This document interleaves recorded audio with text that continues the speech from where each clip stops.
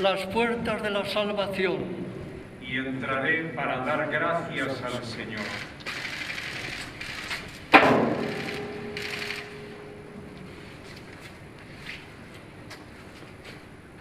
Entraré en tu casa, Señor. Me postraré ante tu templo santo.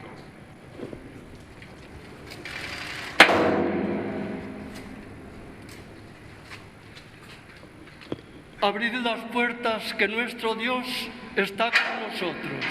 Y dio muestras de su poder a Israel.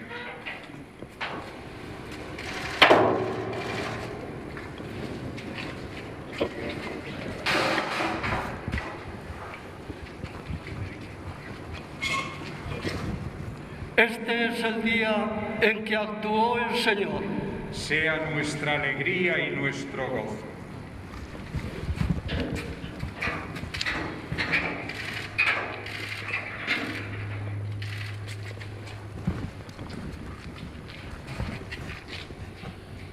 Dichoso el pueblo que sabe aclamarte. Caminará, oh Señor, a la luz de tu rostro.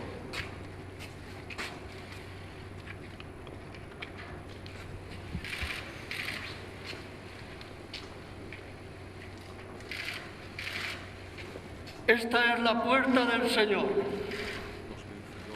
Los vencedores entrarán por ella.